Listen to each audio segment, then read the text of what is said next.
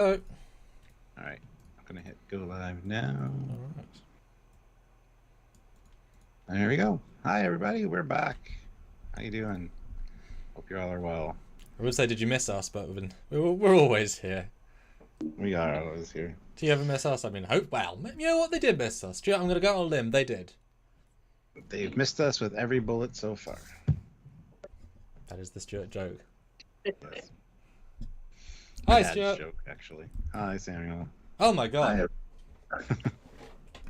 Well, we have a special guest today. He probably wants to introduce himself, so go.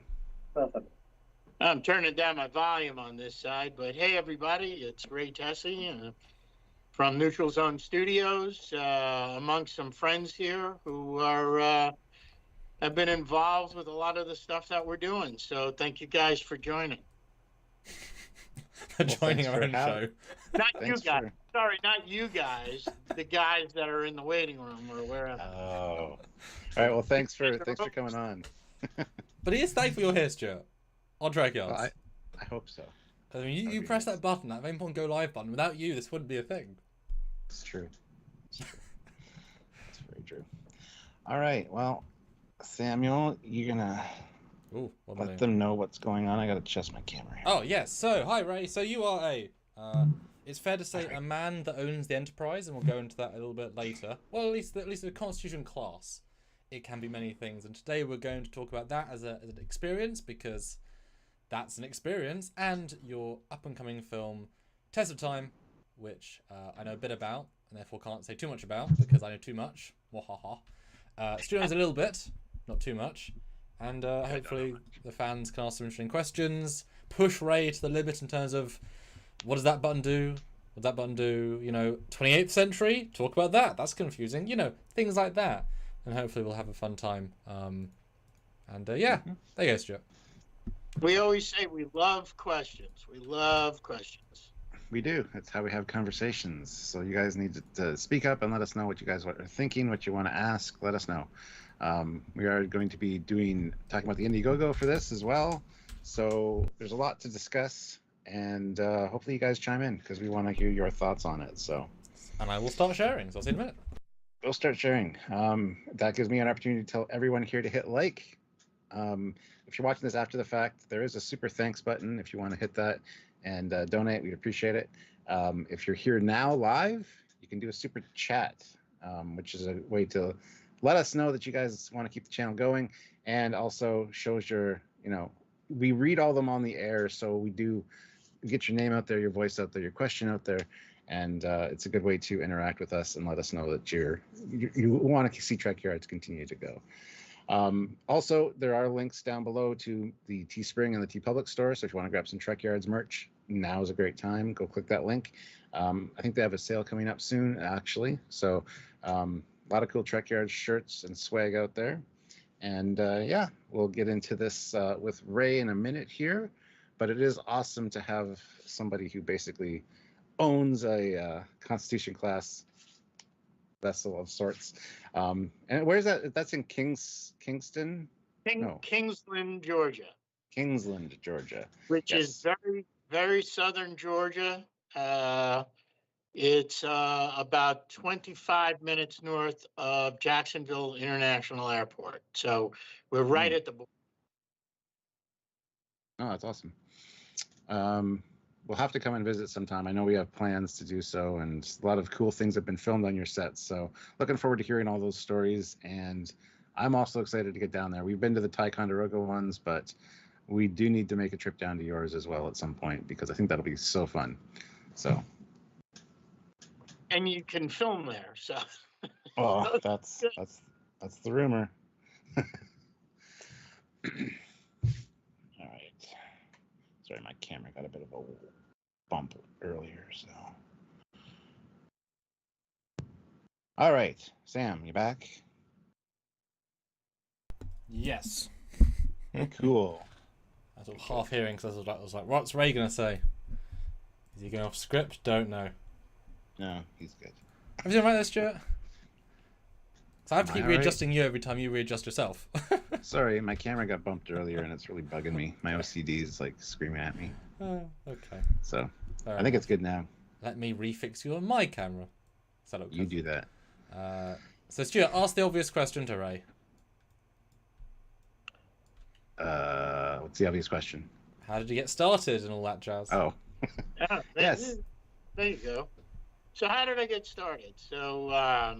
So back in 2014, I had heard about a convention, and I'll do that in air quotes, at a place called Starbase Studios in Oklahoma City.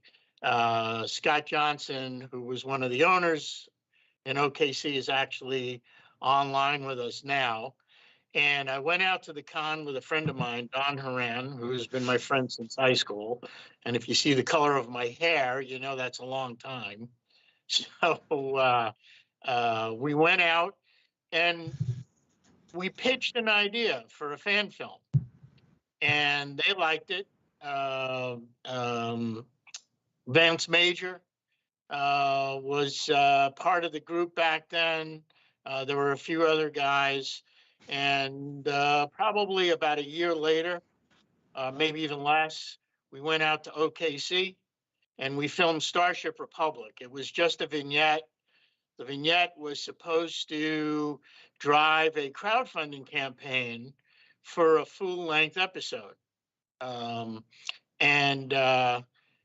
we made the vignette.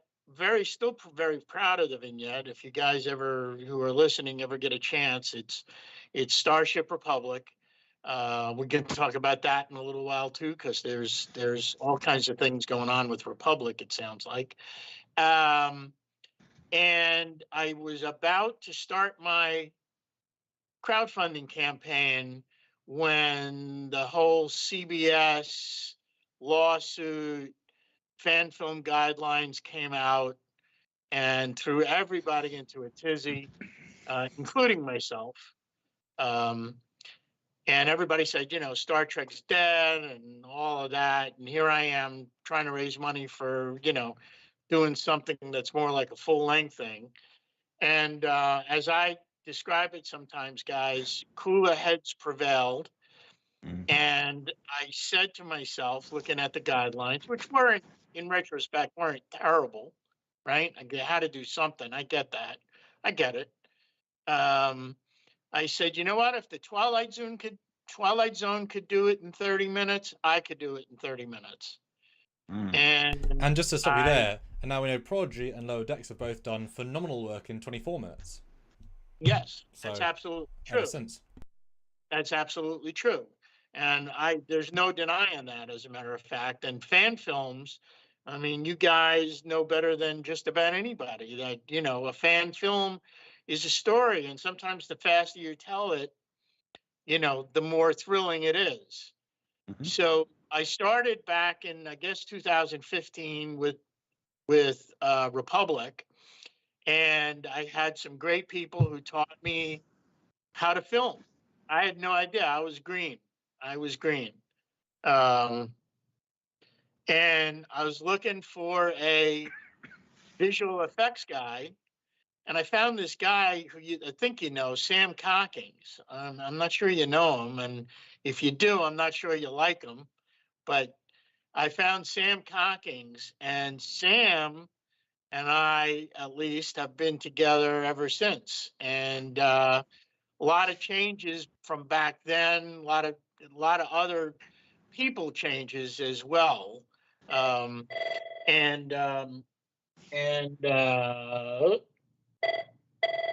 problem. No problem. And so, we've been working ever since. And then there was a little bit of a hiatus. So things were going on with Starbase. And it looked like Starbase was going to, become a real big thing. And I had read in probably March or thereabouts in 2017 that Star Trek Continues had finished filming. And I said to at least Scott, probably a couple of other people, hey, if maybe I could find out what's going on with the sets, and maybe we could pick up a couple of sets and move them to Oklahoma and build up Starbase. So I wrote this real non-functional note to Vic Mignogna, because I had met him at conventions and he gave me his email address, and I'd seen him at cons and communicated. I knew he didn't know who I was. And all it said was, hey, Vic, now that you're done filming Continues, what are you going to do with the sets? I never expected him to get it, open it, read it, certainly not respond. But as they say, later that same day, I get an email from Vic, and all it says is, what do you have in mind? And so I came up with several ideas on the fly, one of which was, let's leave it where it is in Kingsland and let's open it up to the public. And I put my phone number in there. And I said, so, these are my ideas. If you ever want to talk about one of them, let me know. And I get this call from Vic Mignogna, and I'm like, I'm a little nuts at that point. And we talked for about an hour about Star Trek, not about the sets, not about the Continues, all about Star Trek, our love of Star Trek. We found out that we had probably crossed paths a million times over, 4 or 5 years, and just never ran into each other. And he invited me to come out and see the sets. And I live down in Boca Raton, and if you guys aren't familiar, that's in South Florida, or down about an hour north of Miami. So I took a plane, I rented a plane or whatever. I bought, airline tickets from West Palm Airport to Jacksonville, because it was only 25 minutes. And all I can tell you is the plane took off and the plane came down. I had no idea it was that close. I had no idea, which it's now about a 5-hour drive. But I went up, he invited me in. All of the volunteers that were there at the time came out to meet me. And I was I had no words. He asked me at the end what I thought of it. And I said to him, I have no words. I have no words. By the time I drove Vic back to the airport. This was in November of 2017. And by the time I drove Vic back to the airport, we had reached an agreement. And in January, I purchased the sets from Vic. I didn't open the doors until May, because I wanted to get in touch with CBS. I wasn't just going to open up a Star Trek set, right?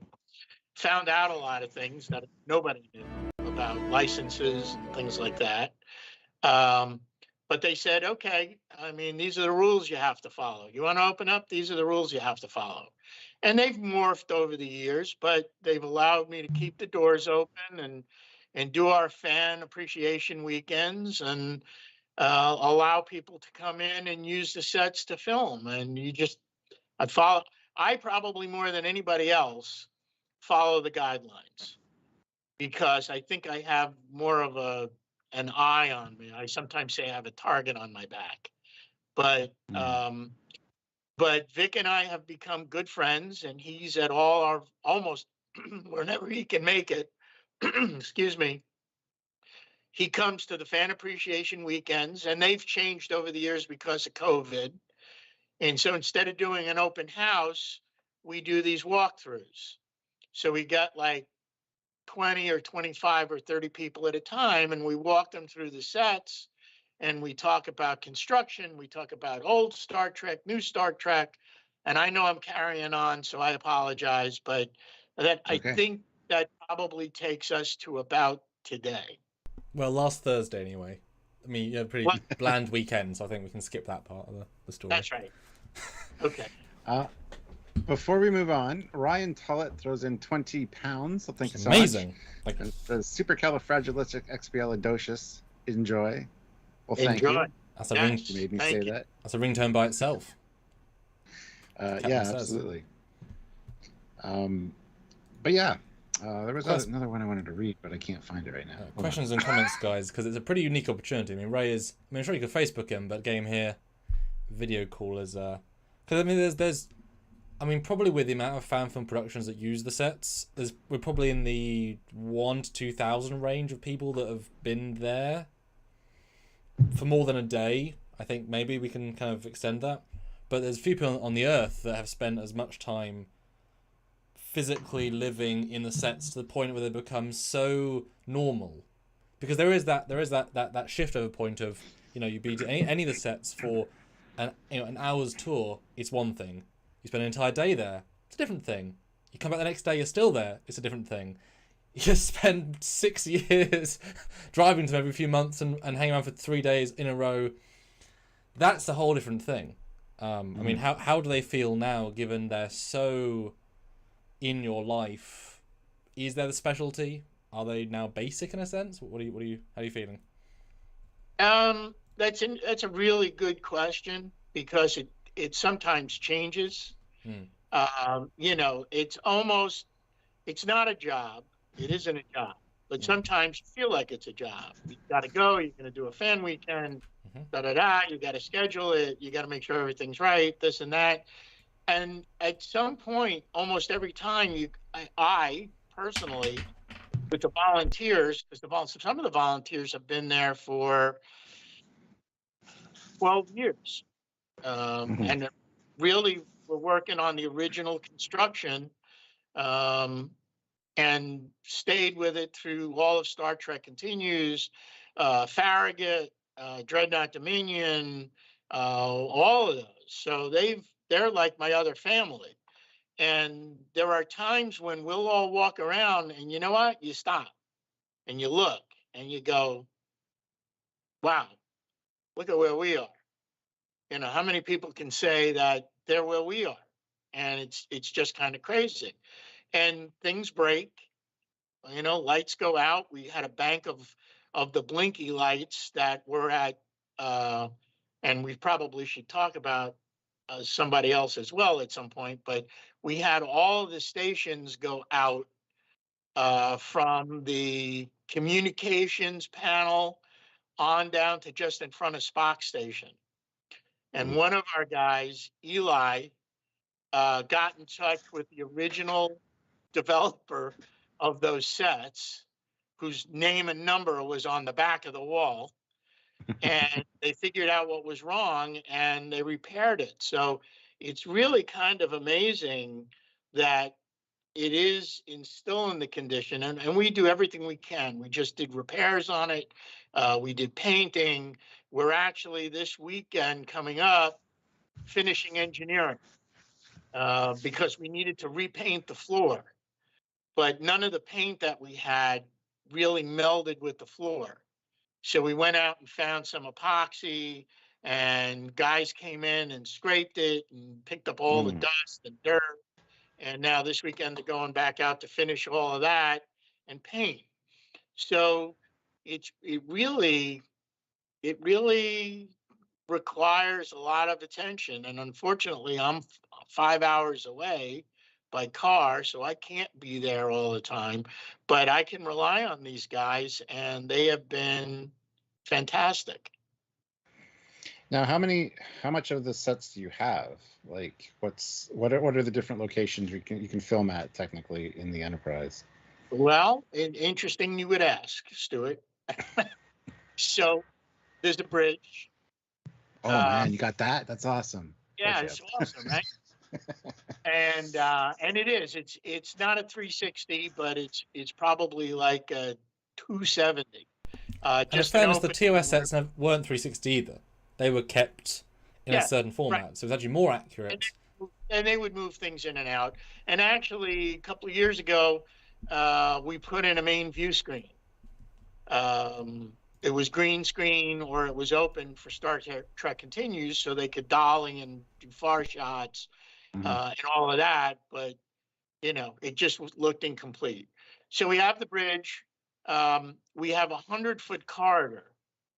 And when you open the doors, people just kind of, I don't know, cry, laugh, yell expletives.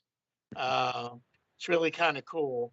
But you walk in, and it's built off of the original Paramount blueprints from 1966.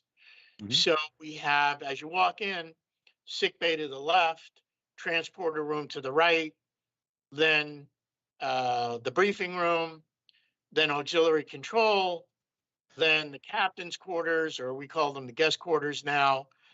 There's a turbo lift at the end, and just in front of the turbo lift, there's the Jeffries tube. And then we have an engineering room, which was the last set that was built under Vic and continues. And it's in a two-story, probably even larger than a two-story building. So not only are you in engineering, but they put in ceilings, and there's stories behind the ceilings and all of that, and lots of the components. But you actually will look up, and if you're very familiar with TOS, sometimes you'd get that upshot, you'd see the ceiling, and it looks exactly the same. And if it's in a different building, then do you have much of a corridor outside of engineering, so you can actually walk in, or is it just and outside of the set? So there's an entranceway. We have like a TV screen, and that's where we greet people. Then there's two doors on either side. One leads to engineering because that's where it was built. It was the only room they have. Studio's about 9,600 square feet, which is a nice size. But, Paramount was probably, 50,000. So you could put things where you design them. Here you had to put things where they fit. So you have engineering on one side, and the other side had doors that open to the corridor. So you'd have to green screen if you're ever going to do a walk-in shot. Right. Yeah. And actually there are angles where you don't have to, and we've done a couple of those. But if you wanted to make it look like you were coming in from a corridor, we even set up flats. I was going to say, yeah, I mean, surely there's a little bit of wiggle room. You could probably add something. Yeah, there's more than enough room to put in a flat and stick an intercom on it, and Corridor. whatever. Corridor. I learned that from Scott Johnson in Starbase. Who's in the chat, by the way. Hi, Scott. I've met Scott a few times. I saw him. But I learned that from Scott. We were filming the first scene in Oklahoma, and the doors open to show the captain and first officer coming in, and behind them was storage. I said, well, wait a minute, that's not going to work. And I sat, just like Kirk said when in the Doomsday Machine, when he was on the communicator with Scotty, if I only had phasers. I remember standing there going, if we only had a wall. And Scott pops his head around the wall and goes, you want a wall? And like 5 minutes later, we had a wall. And there is something to be said for the simpleness of TOS, the utilitarian. If you've got a bland single wall piece and some sticky tape, boom, Greebly. I mean, I'm sure you can even have like a couple of just 3D printed Greeblies that you just stick on, and now you've got wall. I don't think anyone will truly complain that it's not the same corridor outside engineering. If it's not the Enterprise, there's no reason to say it's the exact same corridor, the exact same arrangements outside engineering. Right. That, I think we'll be okay with that. Yeah, yeah. So we actually have one other thing going. We have more than one other thing, but so you guys know what's going on. So we're in half of the building. We occupy half of the building we're in, which is this 9,600 square feet. The other side of the building, which used to be a church when they first moved in, then the church moved out, Continues took it over, and they built their outdoor set that you might see in the last couple of episodes of Continues. And they had, kitchen and makeup and all kinds of stuff on that side. Well, that's now owned by a company or rented by a company that makes egg rolls, which is not the best on a Saturday when they're working and you're trying to film. But man. they are moving out. They are on the throes of moving out. We're going to take over that half of the building. So it's not going to be completely for the extension of the studio. We've got some other plans for it, but I am planning on putting some of the sets that have had to be in storage up and ready to use, including a green screen studio. So we have a lot of things that are going on. Ryan Tullett throws in 10 pounds more. Thank you so much, Ryan. Amazing. Good job, Captain. Thank you for all the continuing content that Trekyards is pumping out. No problem. Thank you for watching. But on that note, shall I throw in the Indiegogo video? Show people the new thing. That now. So Yeah. that'll be full screen, so we can just chill out for 2.5 minutes. Cool. If it plays. Will it play? Will it play? I don't know. We don't. It went on a buffer. It'll play. I'm not used to playing. So help me, it'll play. Yeah, hold on. There we go. So I'm Ray Tesi, and I am the owner of Neutral Zone Studios, and we're here today to crowdfund for one of our latest film projects, The Test of Time. I'm from the future, Captain. The 28th century, to be exact. It was always my understanding that temporal agents don't normally make themselves known. The Neutral Zone is a life-size reproduction of the original series sets, and we are in fact self-contained, so you can walk from set to set. Camera can follow you. You don't have to stop, break down, set up somewhere else. I really believe that Star Trek enables creative people to express themselves, to tell their stories. And that's how I feel that we have become a benefit to the fan film community. It's a really special thing that Ray and his group are doing with Neutral Zone Studios. They're making their own films, they're making their own passion, but they're providing a place for the rest of us to do that too. So when Ray approached me to do this film, he sent me the script and said, read it. I did, and I wasn't sure he knew exactly how much work was going to be involved, all the 3D backgrounds and new ship designs, but he knew.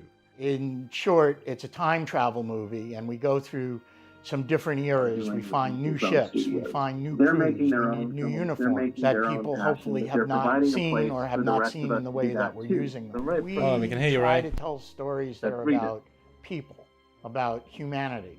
And our story looks at humanity from two different sides. The villain, if you will, and what his motivation is and what drives him and what his ultimate goal is, and our heroine, who we look at through the same lens, who finds that things are not quite what they seem to be, and she is on her own, out of time, and she has to make some decisions, and she does. It's her goal to set time right. Beyond all of the neat costumes and the neat sets and the neat time periods and special visual effects that we're going to have, it's a story about characters. It's a story about people. It's a very powerful story, and with the right people at the helm, if you will, I'm talking about both in front of and behind the camera, we believe this is going to be a very powerful story. This film definitely has a bit more of a style to it than other Neutral Zone films. It isn't just TOS, it isn't just living in that universe, it's taking in these elements from the future, from a sort of mid-future, if I can give that away, and all sorts of different things integrated into one story. It is a time-honoured tradition in Star Trek set design to take a set and redress it, and for the bridge, we're going to be using the Stargazer from the new Star Trek Picard. Change it, kit bash it, move it around, but take the basic idea of that and make a new bridge.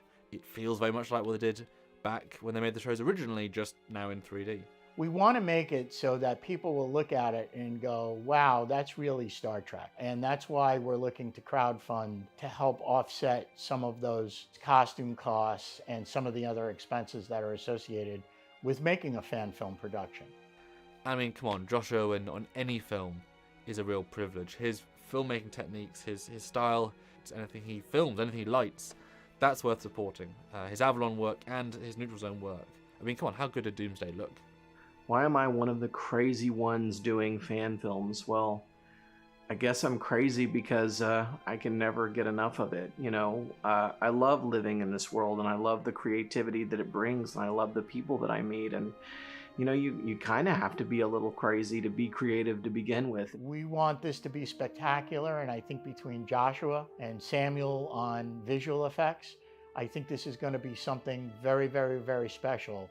It is not my intention to stop after these next 2 or 3. It is my intent to figure out how to keep going, and if not necessarily just for the neutral zone itself, but to allow filmmakers to come to the studio, express themselves, tell their stories. So support Indiegogo if you can. Help Ray finish this film and make more.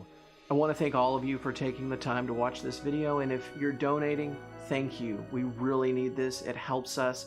It's not just our passion, it's your passion. We need your support. We need your help. And I want to thank you for anything that you may have done previously in any incarnation, whether again it's for us or another production. But we want to thank you guys on Indiegogo for contributing, for putting your money where your mouth is. And we thank you guys for that as well.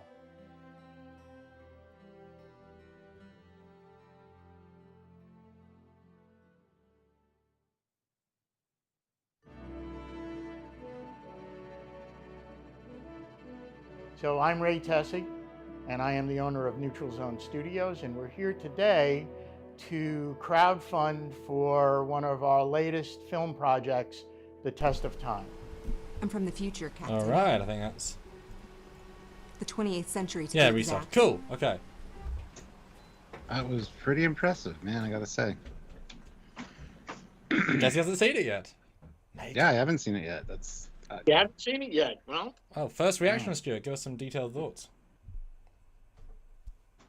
I mean, it just looks fantastic as far as the lighting and everything goes. Special effects look a little crappy, but you know, Revis! all the Joshua stuff looks fantastic. I'm just kidding. Samuel did a lot of great work, as always. I heard he's hard to work with, though. I wouldn't know. he's got too many irons in the fire. That's Sam's problem. Yeah. No, it looks great. And you said it's feature length, or how long is this one? No. I still go by the guidelines. So this one, Okay. most of what we're doing now is 15, but this one is going to be 30. Okay, cool. Yeah, I'm looking forward to seeing this. I love I love all these new fan films, especially Joshua's stuff. He does some really great work. So really looking forward to this. And the sets look fantastic, I gotta say. So good Well, job all around. I wish I could take credit for it, but I will anyway. Yeah. Do we have a link that we can share, Samuel, for the Indiegogo? Oh, of course we do. Just throw it in the chat and then I'll pin it to the top so people can check it out afterwards. Indeed. Let me find it. While he's doing that, guys, hit that like button. We're at 49 likes. I want to hit at least 50. It should be very easy to do. So somebody just hit that like button if you haven't already. And don't forget to keep super chatting. If you have any questions for Ray or anything about the sets or anything, let us know, because we want to, have a conversation with you guys. It's very important. So super chat in your thoughts, and let's pick Ray's brain. Yeah. So, obviously, you've got the TOS sets, Ray. Why do anything apart from a TOS film? Why not do 100%? Why not embrace it? Why not do continue season 2? Why have anything from the future? Why even try? Interesting. That's a loaded question. But Is it? in all honesty, Torpedoes full spread. right, exactly. So Star Trek Continues filmed the last 2 years of the 5-year mission. And that story, I look at that story as kind of being told now, right? That 5-year mission. So you need to look outside of where you are and, look, if you've got the sets, you certainly want to use them in any way that you can. But I see what's out there. I see what you guys are doing. I see what other groups are doing. Now it's worldwide. There's Czechoslovakia and Germany, and they're all releasing lots of content. And you've got Gary Davis, who built a runabout in his basement. So you need to try to begin to think at least outside the box. And you can't be static. You can't show the same thing in every episode all the time, all the time, all the time. So, with some of the newer CGI technology, the work that Sam and his folks are capable of, both interiors and exteriors, I'm not going to say it's easy. It's sometimes a little difficult, filming a scene in front of nothing. But I see what the results are. And you've got to keep giving the people what they want, and they don't want the same old thing. What is it? It's like having, chicken every day for the rest of your life. You want to change off every once in a while, right? And also, I'm sure once you've had like truly gourmet chicken, let's be honest, when you then start eating average chicken, it's like, I mean, it's fine.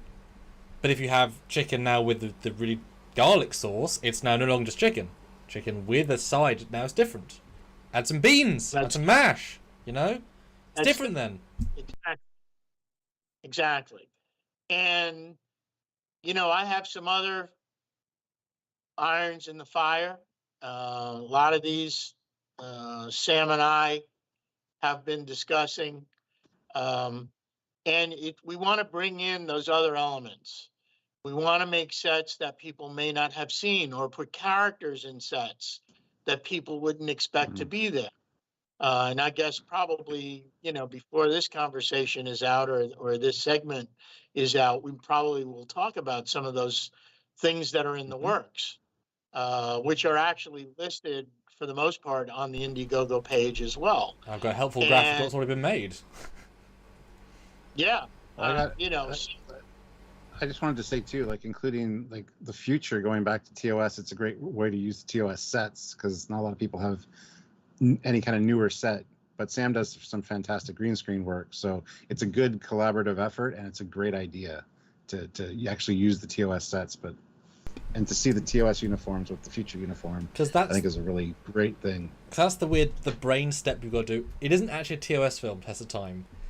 It's actually a 28th century time cop film that happens to take place in the series. It might be the first of its kind, but because obviously it's still functionally the TOS visuals, it isn't actually a TOS film at all. As I said to Stuart when I announced you yesterday, Trials and Tribulations is not a TOS episode, even though it takes place in the TOS era. It's a DS9 episode in the TOS era. You wouldn't call it a TOS episode, though, because it isn't. Distinctions are important. Yeah. Exactly. And a lot of some of the things that, like Sam and I have talked about, and it kind of opens your horizons a bit. Because, and I think I even said it in the segment that you guys played from Indiegogo, you want people to look at it and go, that's really Star Trek. But you don't necessarily want people to always say, wow, that's really TOS. You want it to be Star Trek, and Star Trek is so much more than the original series. And I'm bringing up one of the shots from the that we did, which is the time agent in the time agent costume on the TOS sets. Now, that's a weird vibe, because it's two super distinct visuals, but you sort of blend them. It's like, it creates something unique and interesting.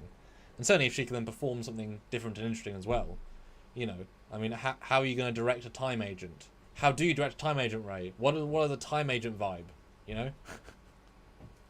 Well, you're right. And there's, what?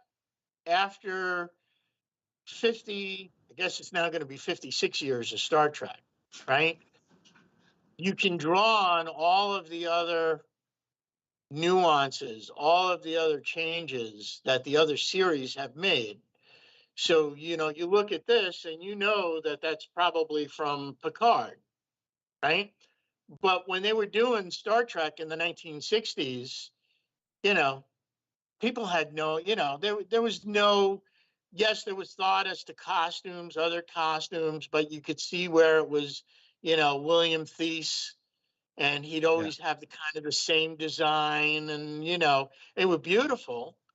But if you now look at it 50 years later, you could have a time agent from the 28th century.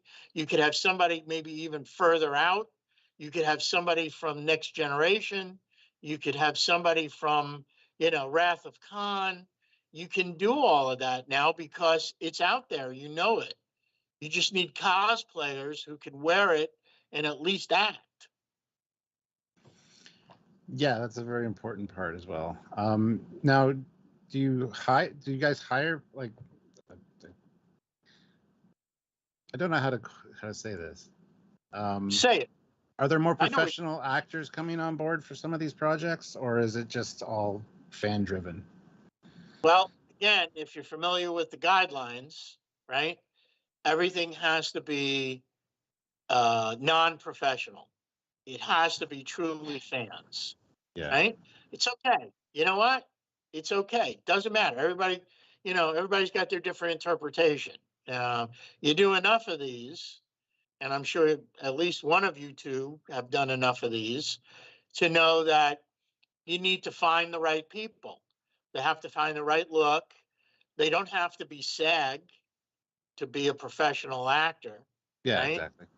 So, yeah, and for whatever reason, certainly in the Jacksonville area, there's all kinds of productions that go on that are all behind the scenes stuff, nothing that you'd call professional. But there are reams and reams of actors that are begging for work, you Mhm. know? So it not only allows you to find people who can act, who they don't have to like Star Trek. You try to educate them if they don't, just so that they know what they're up against, so to speak. Mhm.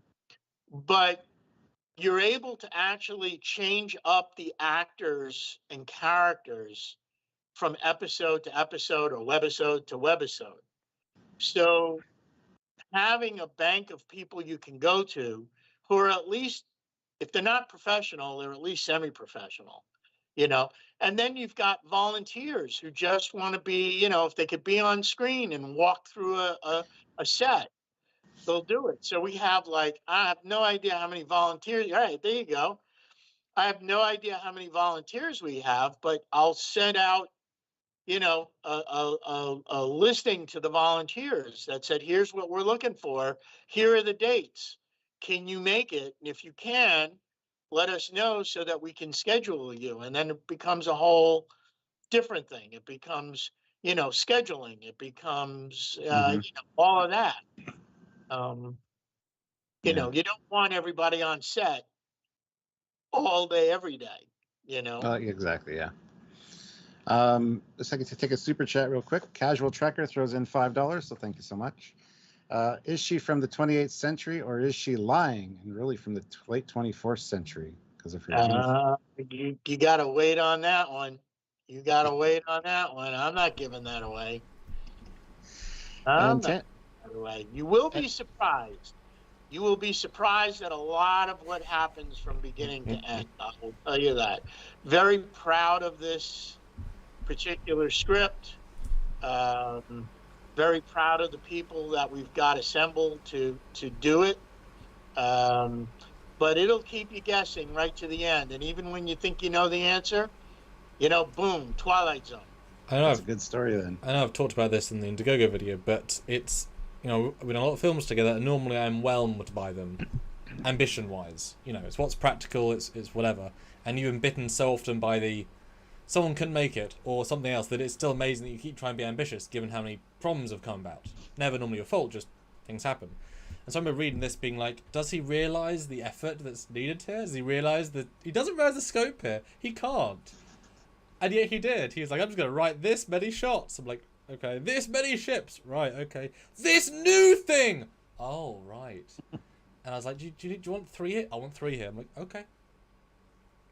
Well, actually, I will not forget the conversation you and I had, Sam, when you read the story for the first time and you said a fleet of ships, and they meet another fleet of ships. And I remember saying to you, can you do it? And you said, yeah. I said, well, okay, 2 fleets of ships. What do you want me to tell you? It's not can I? Should we? So many things to do. Kind of reminds me. I just watched a documentary on Disney Plus about Light and Magic about ILM. Yep. It's like, yep, we can do that. We have no idea how to do it, but we're Yep. going to make a way to do it. And I can see Sam doing that. Well, I have a couple of Trek short things that I've written, I filmed. I haven't got any of the background stuff ready. I'm just like, yeah, this will work. I can do it. Yeah. Yep. Yep. Now, You know, Tangerine started. Oh, Just a real quick story, if I can. So, yeah, sure. sure. In these fan weekends, we talk about, Star Trek 55 years ago. And one of the things, and Vic was the one who started bringing all of this stuff up, and I kind of continue it. But one of the things that he says is, imagine you're a guy doing special effects 55 years ago, right? And you read a story and you're all excited because you're part of this new adventure on television, very different. And it says, and Kirk fires his phaser. What the hell's a phaser? What does that look like?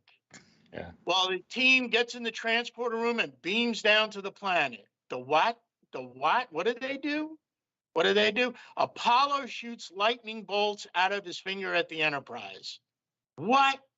What? Yeah. And they actually had people having nervous breakdowns because they had to do it. Remember, back then you had to do one a week.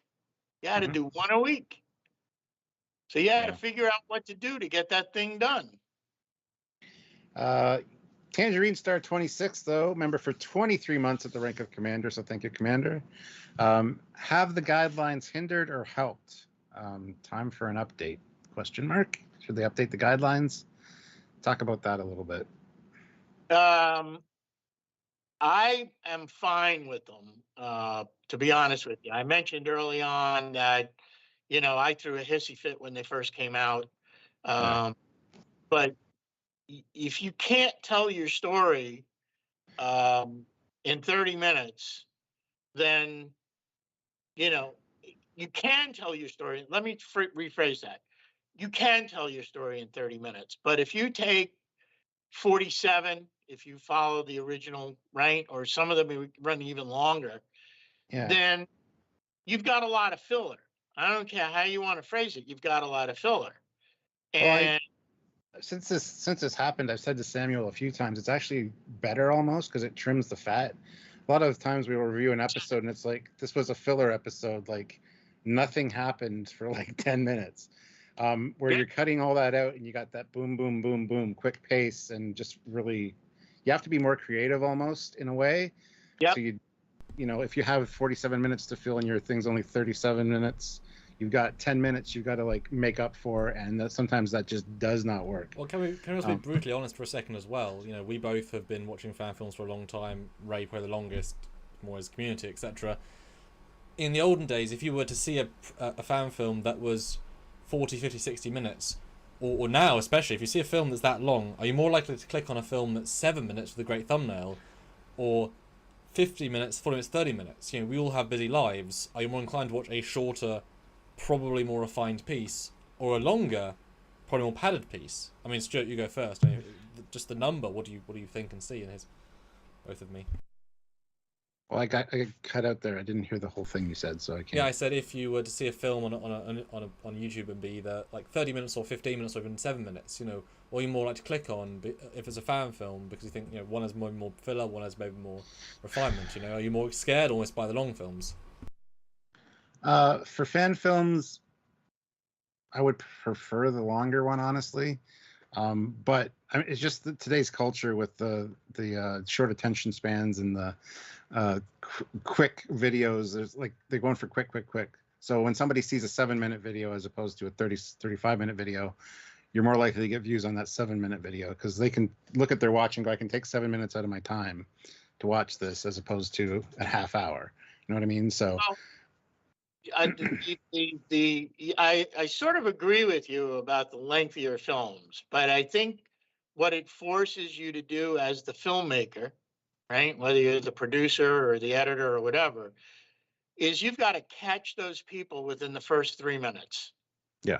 If you don't get them in the first 3 minutes, they're gone. Mhm. maybe 4, but you need to pound away as soon as that thing, is ready to roll. And so you do away with the opening credits, you go right into your title, you go right into your ship, you go right into a situation. And you know what? Mhm. If you catch them, you'll get them for 30 minutes. There's no question about it. And TOS did that all the time before the opening credit sequence. There'd be that humdinger, and you're like, oh, now I gotta watch the whole episode. So Exactly. Exactly. Snoopy McQueen throws in $2. So thank you, Snoopy. The clips look good, and when is it coming out? Good question. That's a great Whoa, question. magic question. So we've started filming, even though our Indiegogo campaign is not complete. It's going well, though. In fairness, it is going well. It is going well. It is going well. And anything you guys can do to not only contribute, but if you could spread the word, that's really important. That's really important because I think coming from a person like me versus, coming from a person like you guys, I think you actually, as fans, carry more weight than I necessarily would. My personal opinion. So we should be done with principal photography probably by the end of the month. But then it's got to go to editing, and there's a lot of editing that has to happen. And remember that we all have day jobs and lives, and it's not, in the days when that was your job. And then once that's done, it's got to go to visual effects. Once that's done, it's got to go to sound. Once that's done, it's got to go to music. So we want it out this year, but one thing I've learned over the years is don't count your chickens before they've hatched. Yeah, and don't rush because rushing always causes mistakes. And don't rush. Here's a story wasn't rushing. So the very first film I did from the studio, actually it just passed on the screen, I think, was The Looking Glass. And I did the editing. I don't have a great editor, but I have, I think, a good eye, and I did the editing. And I got the whole thing edited. I mean, was it The Looking Glass? Yeah, I remember No, this. actually, was it Looking Glass? Anyway, I did the whole edit. Might have been Endosymbiosis, but I did the whole edit. And I was proud of it. I had music, I had sound effects, I had visual effects. And I showed it to my group, and one of our boom men, Dan Scanlon, in the opening sequence, his head is in the lower left-hand corner holding the boom mic. So now it's like, after all of that, never saw it. So you had to figure out how to get Dan's fat head out of the scene. So, because that was it. That was the shot. That was the long shot that opened up. So it happens. Just always expect the unexpected is really the advice I could give to any potential filmmaker. Whatever can go wrong may go wrong. And run it by other people for not only continuity or things like that, but also continuity issues because a lot of times you get tunnel vision a little bit when you're working on something solo and you don't see something. Like there's a lot of times because of my dyslexia, I'll write something out and I have two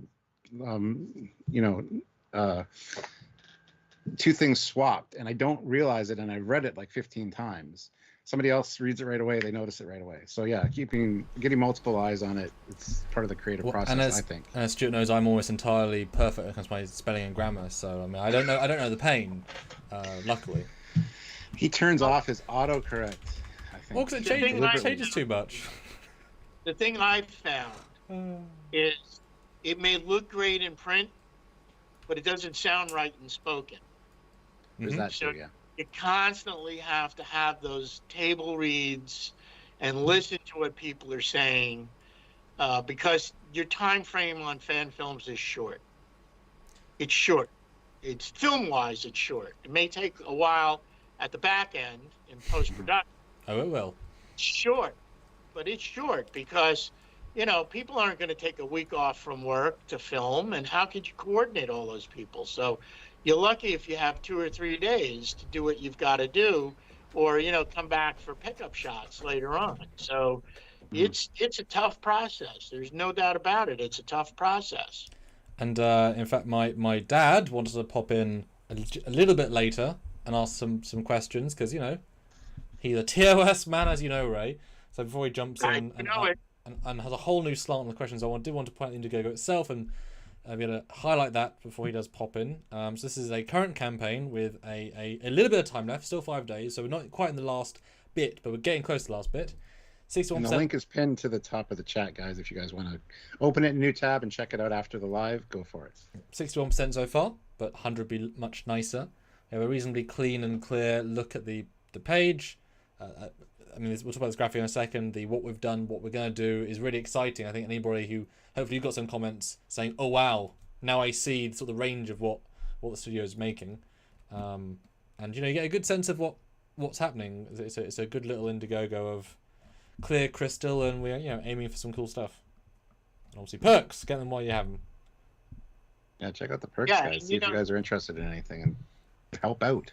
Mm-hmm. You see, right? I see some scrolling going on. I don't know that we're in sync with what I'm seeing. We're not.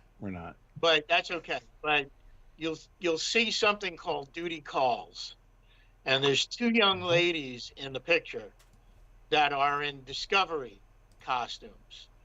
And those two women came to a fan weekend dressed as Burnham and Tilly. And I said, I have to put you in a fan film. And because in 5 hours of driving, there isn't a whole lot you can do but think. And it came up with a story, and I wrote the story within a couple of days, and we filmed it in about a day and a half. It's in post-production now. But, you're looking at a TOS set with Discovery characters on it. And you even have to say, okay, you've got to make it real. Now, when I say real, you know what I mean by real, right? So in one of the opening sequence, they get a distress call from a Constitution class ship. And when they come upon it, Tilly says, I don't recognize that class of ship, because they didn't see that in Discovery. They see, Pike's Enterprise, which is very different.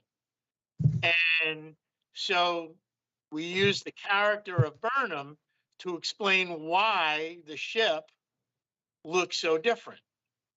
And it's really very cool, I think. And did we add a shot at the end with the Discovery? Did you add that back in? Did you manage to include that? I kept... Oh yeah, it's written. Okay, good. I was like, you can't have the Discovery cast and not have me put the Discovery in. Yes. Come on. We're gonna put the Discovery in a TOS film.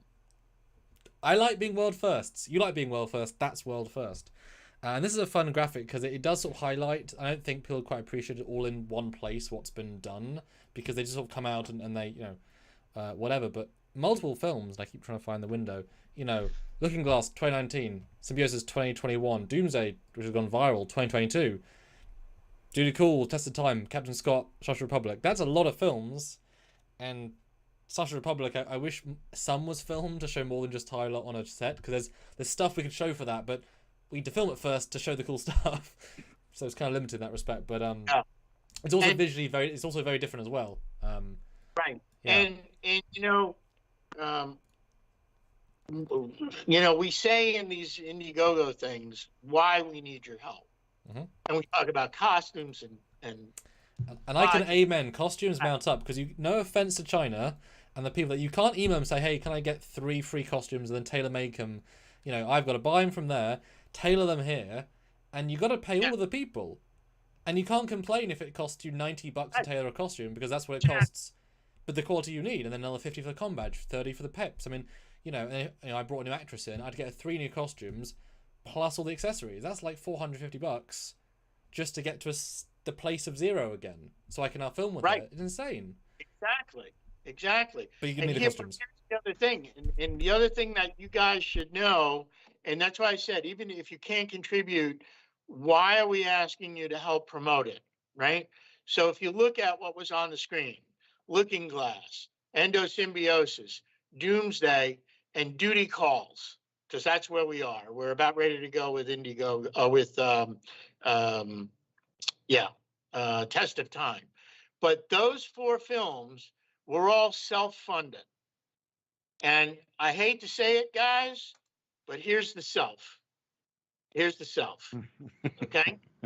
Yeah. And on top of The that, Bank of Ray. there's expenses that just to maintain the studio. There's unfortunately the guy who owns the building thinks he should get rent every month. You know, that's How dare know, he? how dare he? But I got to pay rent. I got to pay electricity. You know, there's upkeep of the studio. So, you know, you start putting all that stuff together and it really eats into your pocket. And we really, especially in this case, because it's so aggressive and so different and needs so much other special effects, visual effects, all kinds of things, costumes. Well, and this is the thing we said earlier. You know, you can just shoot a TOS film and do it for almost nothing. All sets, all the costumes, walk in, boom. Doing anything different, especially as a first timer, well, therefore new. That's the challenge. You want different costs. Just people, you know. Right. It's tricky. Exactly. I think I've said this to you a million times, Ray. People don't appreciate if the sets disappeared, what that would mean. So many people are used to just being able to go there and film on, I've no idea how many, if you valued them, how many hundreds of thousands of dollars to make, you know, like to make them again. If they went away, people would be like, oh shit. Yeah. Maybe we Don't know can how you make, got till it's gone, unfortunately. yeah, maybe we can make one like corner in our house for an afternoon if the wife lets you. Great. Right. But if they go, that's a huge blow to everybody. And I don't know how many people that just come just to film like a quick 2-minute thing with you, Ray, that aren't ever going to do anything more with it than just show their friends and family. I have no idea. Like it's such a resource, and it's amazing you kept them going as long as you have. And people need to, you know, appreciate that because it isn't just there because they're there. They're there because people work hard to keep them there. Yep. You know? And there are people that want to come there, and you know, there's a couple of things to be said. If you want to make a fan film, yeah, there are going to be some base costs, but we tried to put it in a way that it's more than palatable to come there and film. It doesn't cost a whole lot of money per day. It doesn't. You know, you want to come for 3 days, it's not going to break the bank to rent the studio. You know, okay, you got to have, you know, like I said, travel, food, lodging, all of that. That goes with it. But it's there. And we encourage people to come to our fan weekend, right? Just to come and see the sets. Because once you see the sets, your mind starts going. I can do this. I can do that. I can, you know what? So one of the things that we're doing, we talked about the fact that we have auxiliary control as a set, but it's a swing room. There's a couple of briefing room is a swing room. You can make that anything you want. And for the test of time, it's becoming a cargo bay. So what the heck, right? Just look around, look at the resources, look at the walls, look at the props, go in the prop room, you know, and look at the props, and you can do almost anything. And the other thing I just want to throw in, I think I said this to somebody somewhere, not in this conversation, but Star Trek has become the conduit for people to tell stories, period. Right? You don't see people making, you know, Kojak episodes, you know, or Night Stalker episodes. You don't. But people who have a story can hide them, and Star Trek has become the conduit. I mean, how many, I remember counting, you know, as Sam said, like maybe 1,000 or over 1,000 fan films everywhere. I'm not talking about just on my set, but everywhere, 1,000, maybe more than that, 2,000, right? Even with Star Wars, how many Star Wars fan films are there? Well, there isn't 2,000 or 1,000, that's for sure. You know, and I know they have a tighter rein on what they can and can't do, but Star Trek has become the method. Cool. So I'm going to bring in our sort of special guest, and he's wandered away. You're One sec. making me nervous.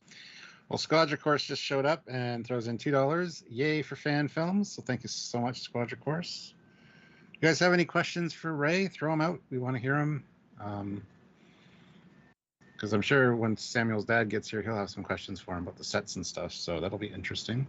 Yeah. So, I mean, some of the things we're doing, we try to do things that are different. That's the other thing. So we recently shot a short where Marty McFly beams onto the Enterprise. In September or October, red shirt. Kill him. In September or October, I have a group called the 501st, which are all, a lot of people know the 501st, and they're all, Star Wars stormtroopers. And I invited them to come on board, and they said, well, what would you want us to do? I said, I'd want you to march down the corridor and take over the ship. What do you think I want you to do? So we really try to put our best foot forward. There you go. All right. Well, there's Mr. Cockings there. I'm sure he has some questions for you, Ray. So hello, Mr. Cockings. Good to see you. I'm actually Transporter Chief Herman Franklin from Yorktown A Time to Heal, so I'm just reprising my role. Don't you recognize the outfit? I do. Now that you say that, I sure do. It's great to see you, Ray. Thank you. Great Same admirer here. of your work. I've seen the trailer. Time travel films are always a big win in the Star Trek universe, creating alternative realities and things like that. Yeah. And very impressed with a couple of the leads you've got. The villain really looks like a villain. I don't know if he looks like that in real life. It might be a bit of a problem. He goes into a convenience store looking like that, but from the bit I saw, his emoting was very, very compelling, and the lead male is a star really in terms of his delivery on the short scenes that I've seen. So really stoked to see the final production. Thank you. And obviously with Samuel working on special effects, I know they're going to be pretty good. We're hoping. So time travel, yes. There's so many things in Star Trek that should really be fixed by time travel. So you can't extend your film into sorting out the destruction of Vulcan, could you? Which is a real ridiculous thing that they allowed to stand, because of course the temporal agents would have gone and sorted that out. Exactly. Well, you know what? You. I haven't given away the plot of your film, have I? No, not at all. Absolutely not. I was really what I was going to say was, when you're making a fan film, you have to pick your battles, right? You have to know what it's not only what you can do, but what you're comfortable with. One of the things that I like, we did Doomsday, for example, which is a prequel to the Doomsday Machine. How did Decker end up being the last man on the Yeah, planet? I saw that film and that was fantastic. It was very well written. It was a proper Star Trek episode. Would have sat very well in the TOS universe. It would have. And one of the things that I discovered from that is there's a lot of TOS stories where there's a prequel that was never told. But again, when I say you got to pick your battles, for example, Conscience of the King. Conscience of the King is the episode that has the story of Kodos the Executioner. And he wiped out half of the population. And I said, what a great story that would be. He's Thanos. Right, exactly. And I went back just very recently because it occurred to me that would be a good story. And when you listen to the backstory as it's told in the episode, there's so many flaws with it. 4,000 survivors on the planet, and only 9 of them ever saw Kodos. How could that be? Well, it depends if he wore a mask, a bit like Darth Vader, to hide his identity, I guess. Yeah. But the point is, you got to think about those things. And sometimes you say, okay, put that on the back burner. Let's do something else, Yeah, I guess I suspended my disbelief because it hadn't really occurred to me. But those were the early days of Star Trek where they were being very experimental. And that was a beautifully delivered Shakespearean-style play. I mean, the performances, when they were really pushing the envelope rather than going for more safe storytelling, which they did a bit in the third season. Absolutely. So I like TOS and I like Voyager and Next Generation. Are we mixing up those periods in your film? We are actually. So we even go further. I think Voyager was one of the best at time travel. That my personal opinion. I mean, even Enterprise was pretty good, right? Mm-hmm. But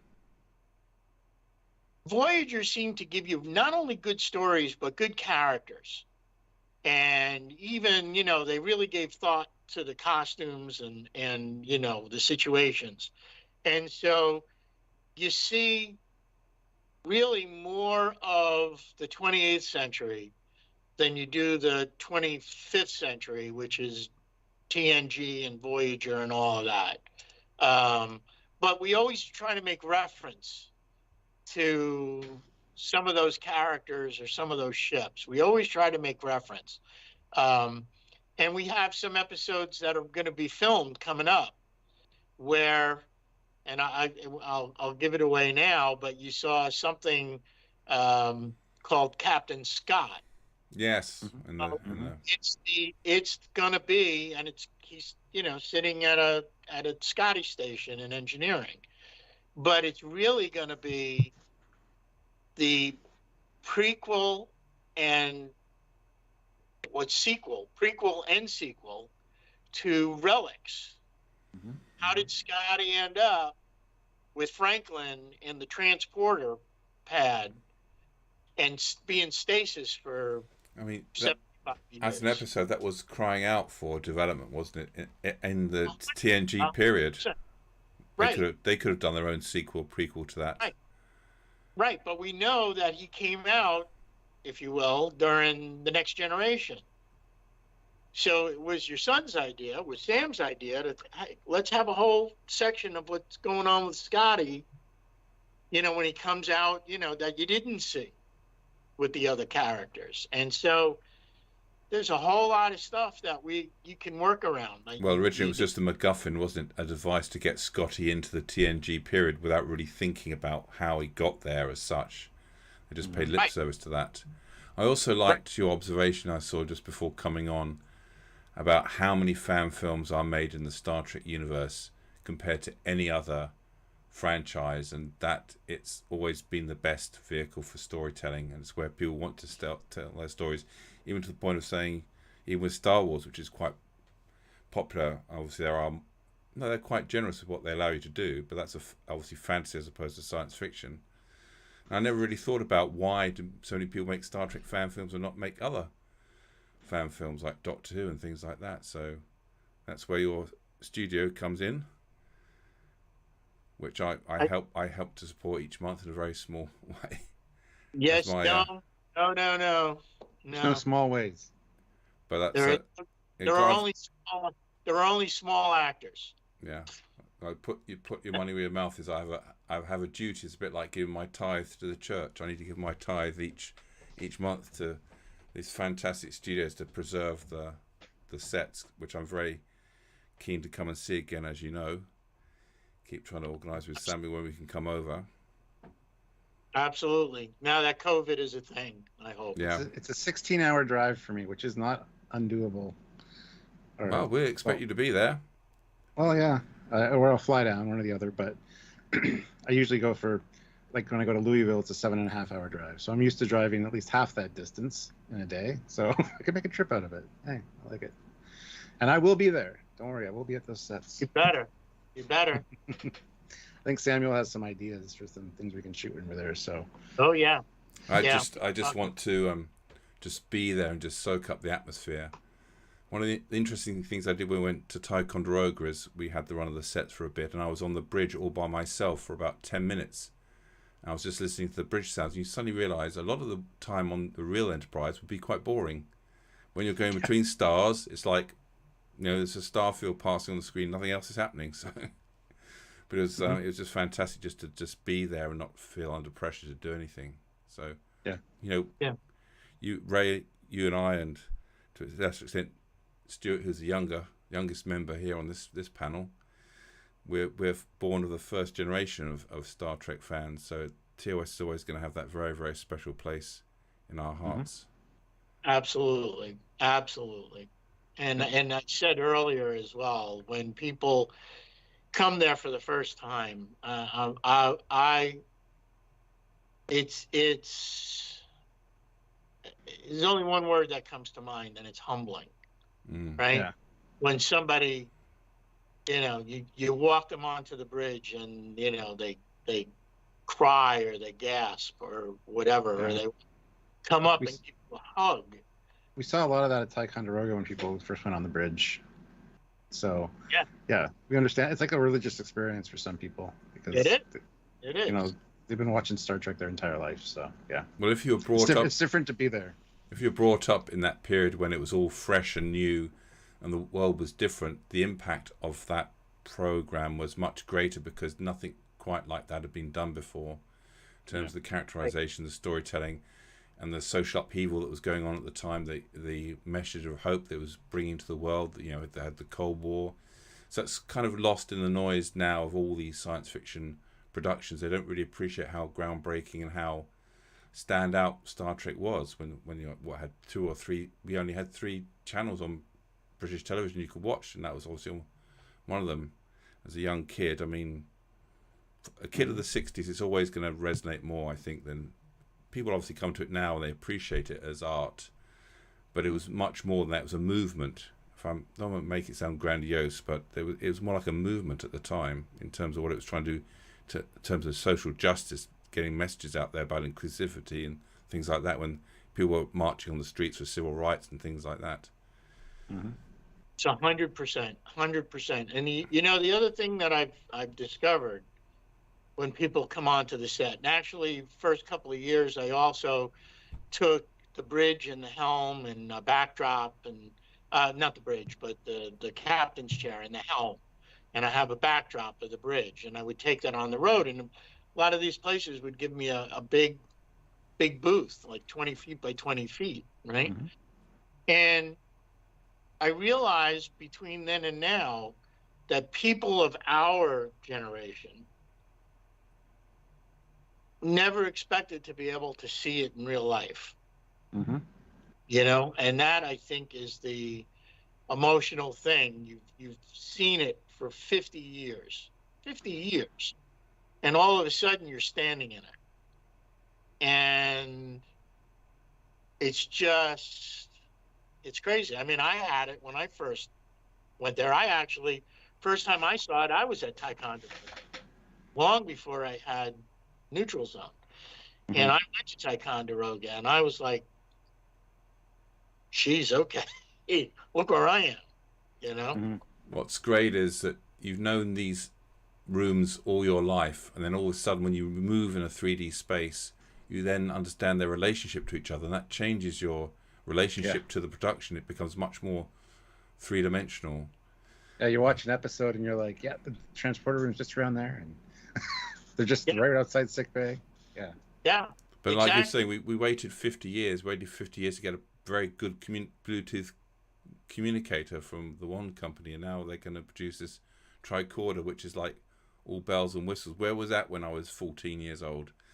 Yeah. It was like a box of Wheaties that you put and you painted black.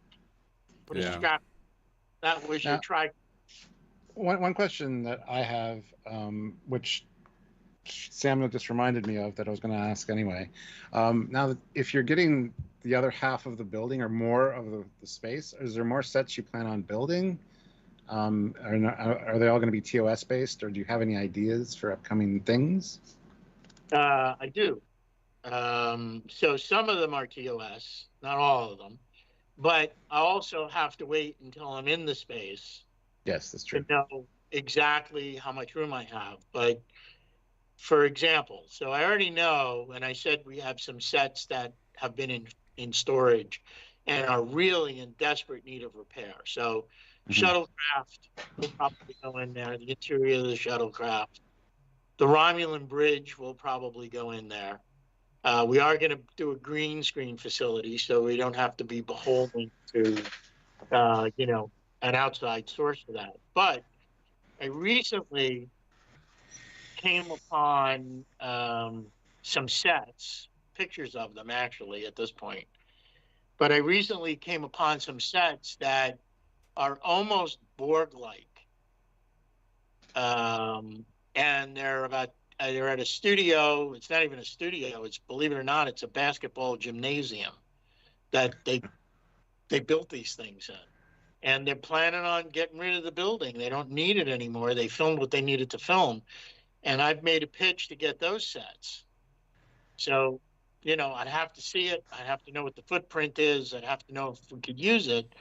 But shoot, I already, the reason I contacted those people was our first episode was, giving a little bit away here, but our first episode was The Looking Glass. And if you haven't seen The Looking Glass, you know, there's the end of that episode has the captain taking some drastic measures and ends up leaving Starfleet. And every once in a while, people will say, well, whatever happened to her? Whatever happened to her? So I wrote a story looking at the sets that I was just talking about. I wrote a story where she's become the commander of a merchant marine vessel. Nice. And this is the story about what happened to her after Starfleet. Obviously, Well, one bridge that everyone would like to see is the Enterprise D. Might take a bit of effort to put that in, but that's the next most iconic bridge after the TOS. If he has his way, I think James Cawley is in the process of building that. He is, yeah. I agree with Lista Jericho in the chat. He says we need to see the bowling alley and the swimming pool from the Franz Joseph technical manuals. I know they did a bowling alley for Secrets of Vulcan Fury, the unreleased video game from quite a few years ago.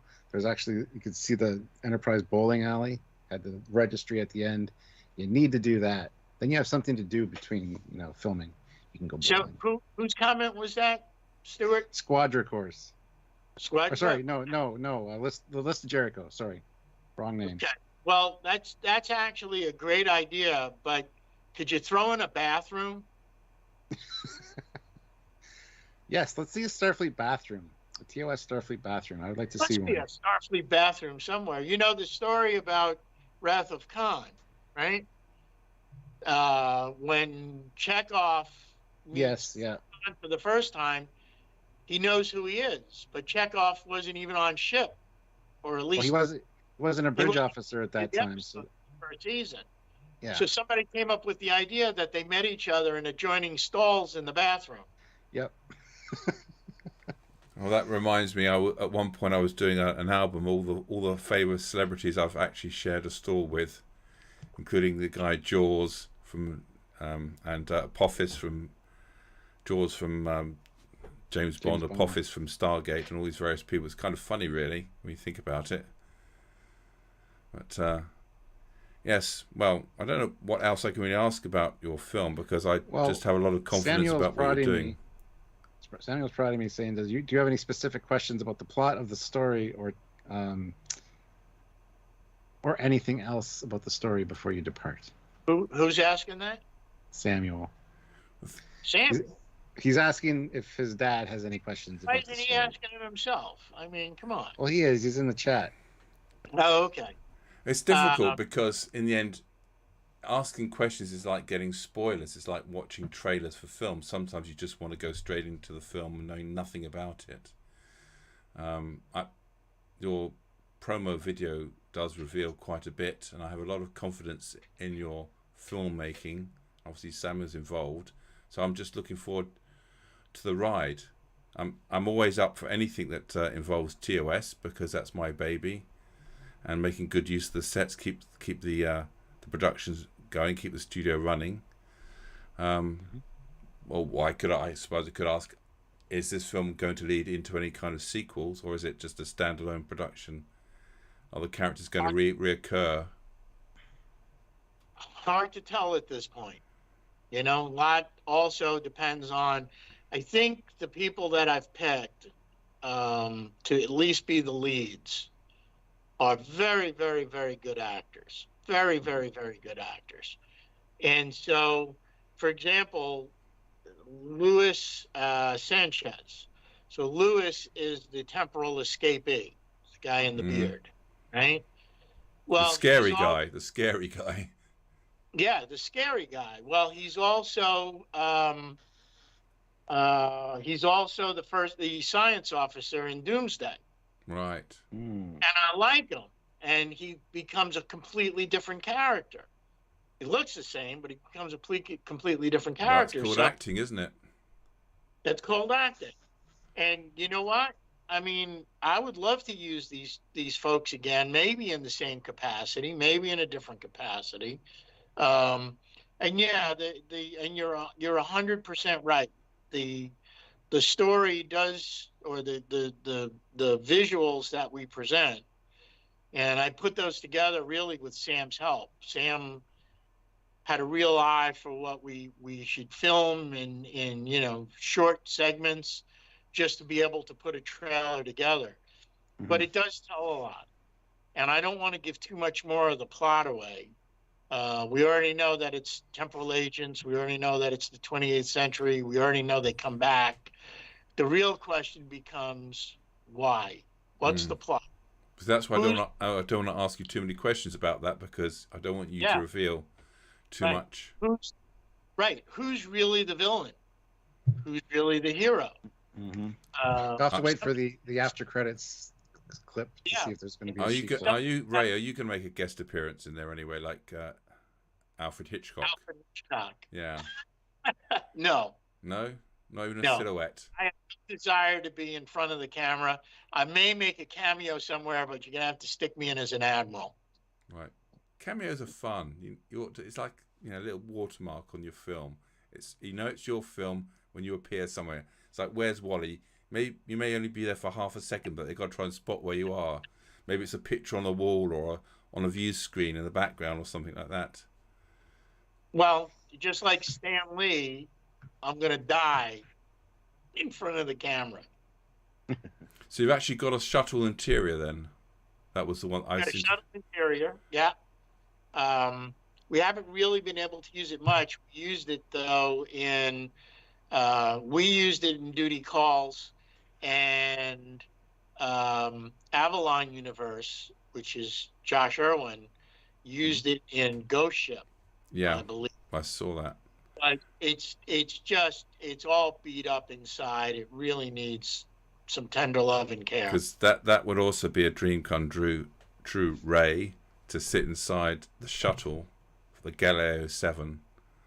That would be just fantastic experience. Well, we will certainly try to assemble it for your visit. You just have to give us a heads up. Maybe we could have a special fund just to renovate that, maybe.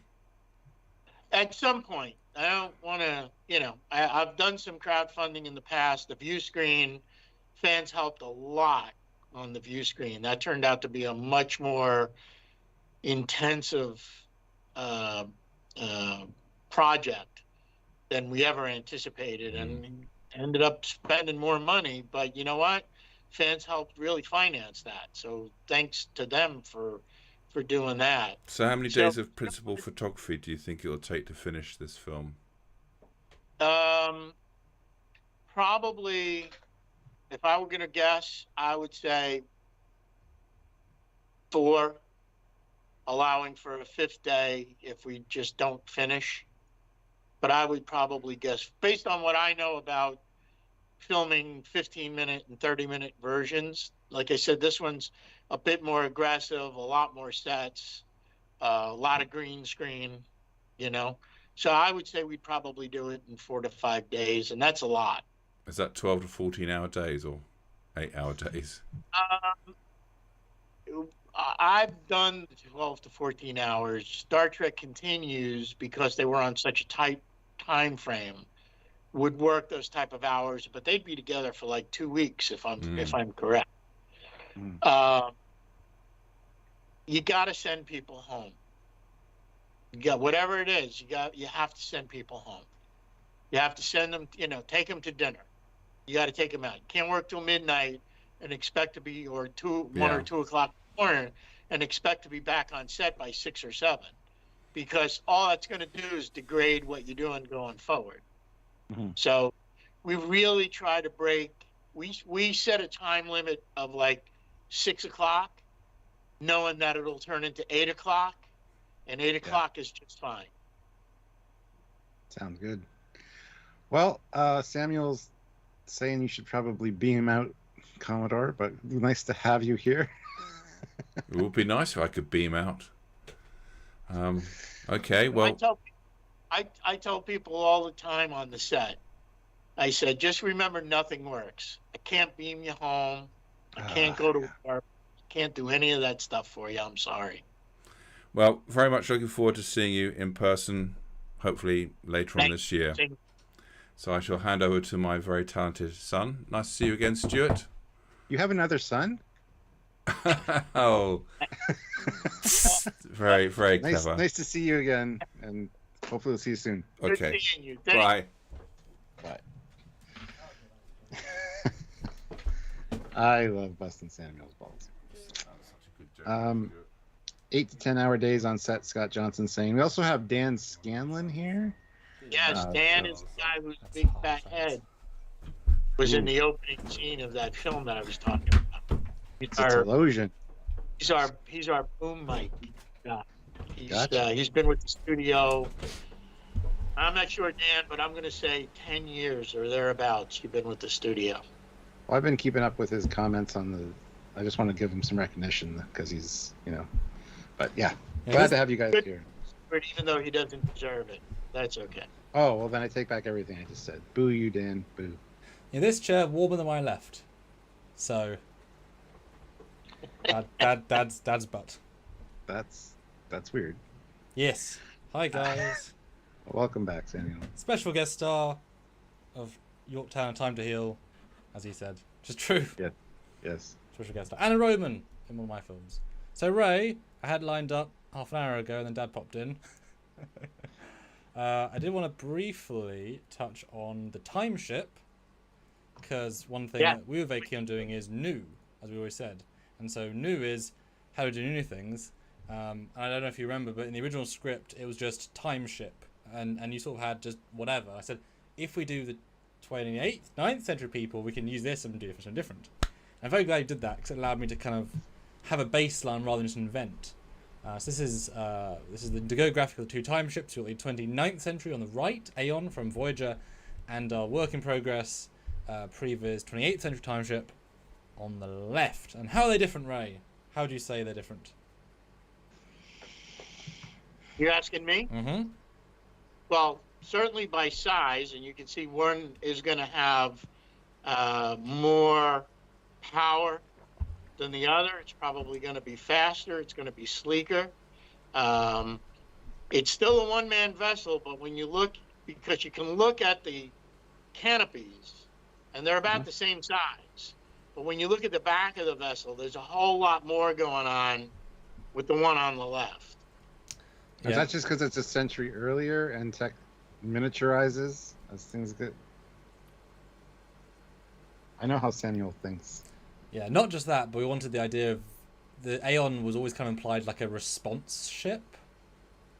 This is more of a actual workhorse, so therefore, even though in the show we see it can literally travel from Delta Quadrant to Earth in 1 second through time, which is therefore sort of God level speed. What if it needs to take more than 1 second to travel? You need a cabin at the back. You need some work surfaces. So it's like the Delta Flyer almost. Yeah, kind of. Yeah. And originally, very super early, we said maybe we could do a shot of him, her, whichever was the agent going to be, at the back in their room. There'd be a whole load more to do, but it was built with a separate bedroom, and a corridor. It's a way bigger because the cockpit goes deeper into the hull. So it's actually quite a lot bigger, but it doesn't feel bigger, which is quite a thing. And we're currently designing and building the cockpit, which is really fun. I mean, you mentioned Ray, interiors has been a brand new thing in the last 2 years for me. And not enough people have utilised them, but they're very powerful when you start to say, oh, actually, we can do this, this, and this. And especially as, versus just the TOS design. It's truly custom. That's your thing. It's your design, Ray. That's your aesthetic. It's something brand new. That's really fun. And hopefully Stuart will like it. Mr. He knows all about the same stuff I do, and will judge it so that it is good. I shall bless it. Thank you. Yeah. What do you think of my version of the Aeon, though, aesthetically? Oh, it looks great. As always, hate when you do that. You're like, hey, what did you think of this thing I designed? Well, it's great because you did it. 'Cause you always know what you're doing. Yeah. There's reason, Guys, there's logic.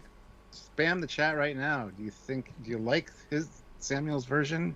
A little bit, different century. So let us know your thoughts. It is a bit of a cop out to have it be, like 100 years. How the hell have we not advanced tech? But I mean, aircraft carriers are the same as when they were invented, I think, for the most part. An aircraft carrier is an aircraft carrier.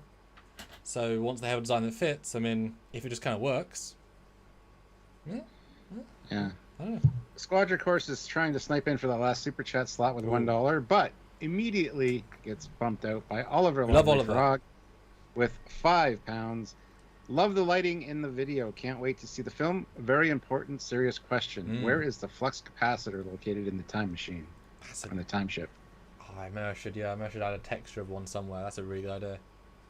You should have it at the back. You should have a flyby, and right in the center at the back have a little boom, boom, boom, flux capacitor going. Or like behind this is an Easter egg. Or like behind the deflector, maybe. Yeah. Maybe. That's good. That's a good idea. Yeah. So then I also want not like Marty McFly hasn't been on the Enterprise or anything. That's a whole thing, isn't it, Ray? That's the whole thing. That's the whole thing. So briefly, then, as kind of the last thing, although is it not loading up? I wanted you to go over the perks. What's on this campaign? What can people get? Why should people give? Because fundamentally, it is a campaign. The film will get made either way, but the quality, the scale will be different with or without the support. And I think that's important to say.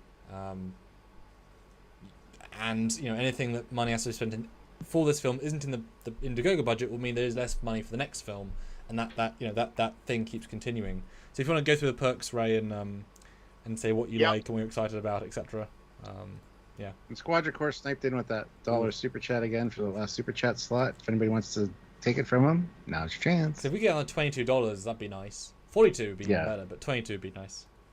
Yeah, if you can help. So, we really, a lot of us, including Sam, really thought long and hard about the perks and what makes sense, what would people want.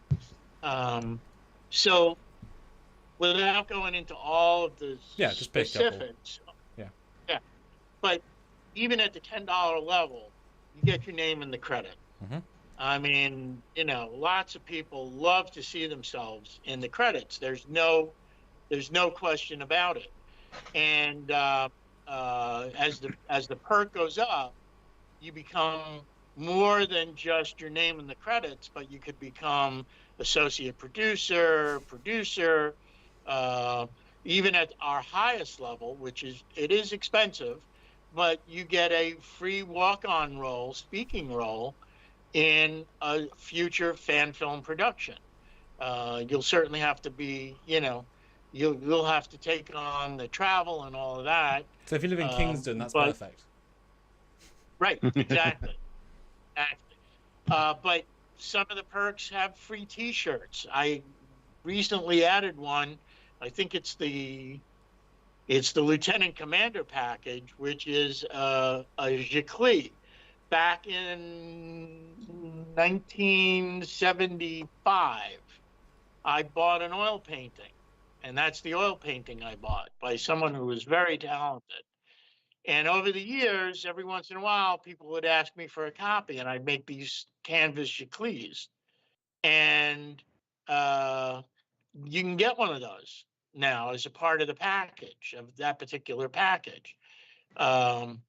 But, we've really tried to think, and, you get digital prints, you get, read the TOS the Star Trek Superfan ones.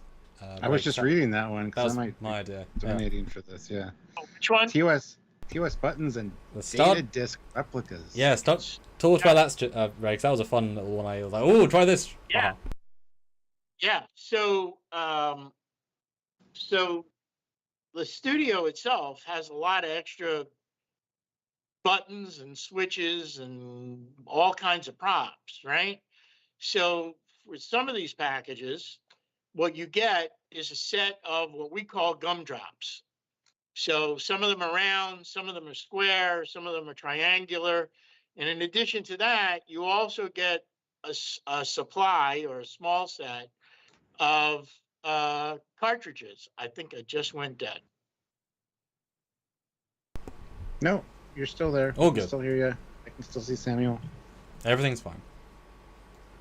Unless he killed it himself. Oh dear. I think he might have. Oh well. Oh, Julie says, I gave. Looking for the uniform perk. Yes, that was another idea that I What's saw. the uniform perk?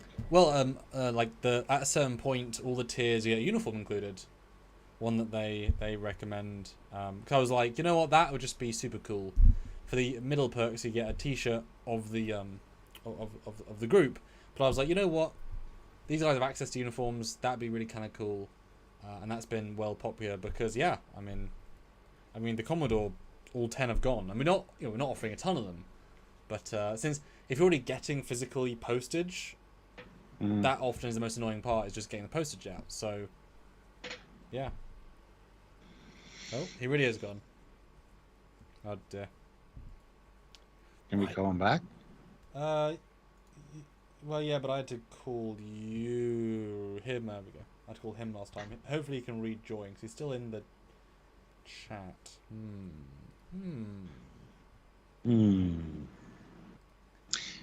Anyway. Well, we're winding down anyway, so... Yes, that we were. Just get my face back on. Is that gonna work? Look, I'm split into two. Yes, you did.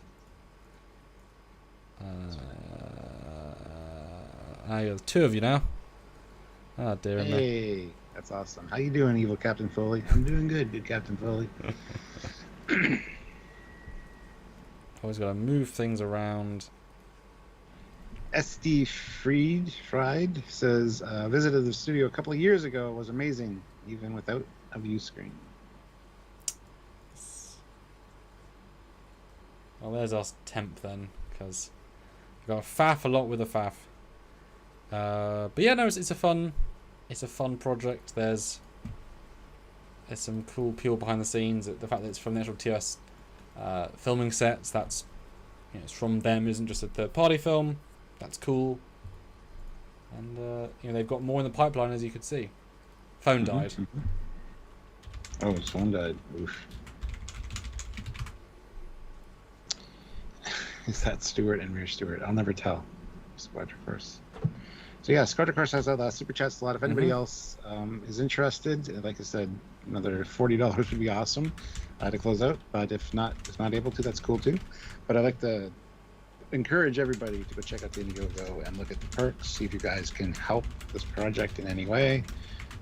I'm excited to see it just from what I saw today. I'd heard about it, but I hadn't really seen anything, and I like the idea. I think it's a fantastic idea, and the promises of twists and turns, and plot elements like that really excites me. It's not just a straight line story, which is great. So, well, how can it be?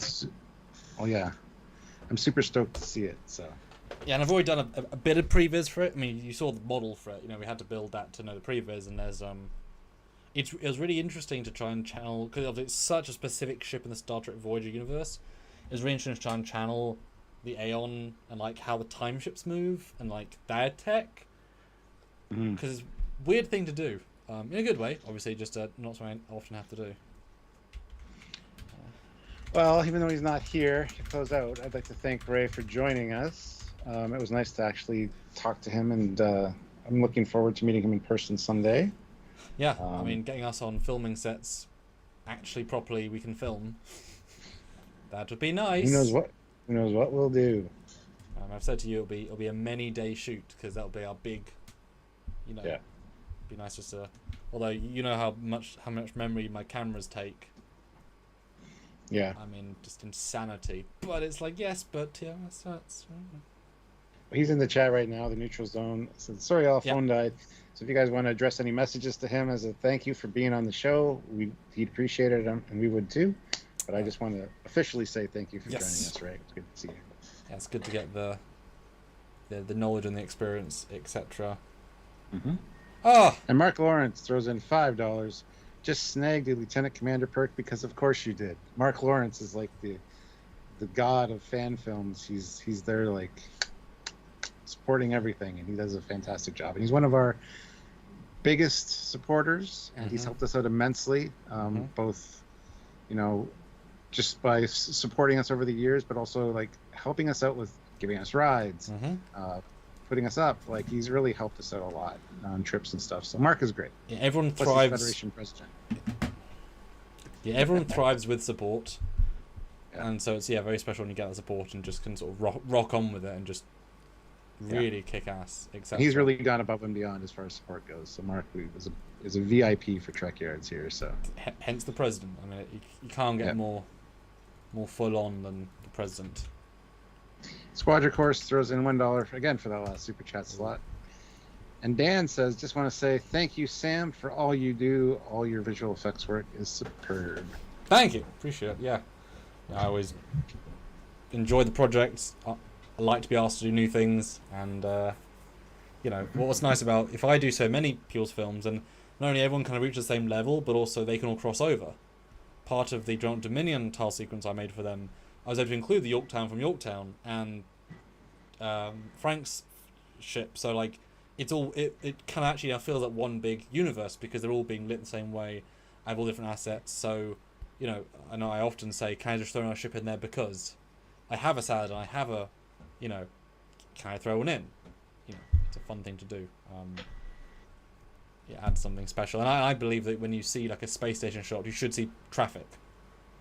But obviously, back in the day, that took effort, time, and thought. I can put them in. It's fine, and we as fans, I think, really want that, and yeah. Especially us and fans like us that like ships. We like to see that kind of stuff. So. And Ray's closing message to you all is: thanks everyone for joining. I'm very excited for this project, and I can't thank Stuart and Samuel enough for joining or for inviting me. Awesome. Yeah. Well, thanks, guys. We'll see you, I'm sure, later on this week. And I did just announce that, yes, my new fan film comes out on Saturday. What's it called? Icarus Instant. That's what it's called. What's it called? Well, good job. Thank you. I got a couple of them, Stuart, and the names just kind of come to me. It's like fate. I know. And Tangerine Star 26 throws in £1, which is more than $1. Oh yeah. for that last super chat slot. So Squadra Course, I'm sorry, you got to up your game now. Ooh, tease. And yeah, here's the poster. Here it is. If you are excited, would like to see this, you have to Indiegogo. It's freely available on YouTube on Saturday. Earlier than our lives, but yeah, take a look. I'd love for you all to go to watch. Let me know what you think, because you know I want feedback on these things. And Alexa's back. I mean, 3 years since her film came out, but I think she filmed it a year and a half earlier, so it was a long time ago. And now she's appeared in a couple. I'm not totally filming with her 2 more times this month. Oh, I am. Nice. Yes. All right, guys. Well, I guess on that note, Tangerine Star 26 has won the last super chat slot, and we will see you when we see you. Exactly. Later this week. More lives to come. So until then, he is Commander Cockings. He is Foley, and he was Ray Tesi. Ray Tesi. Thanks, Ray. Yeah.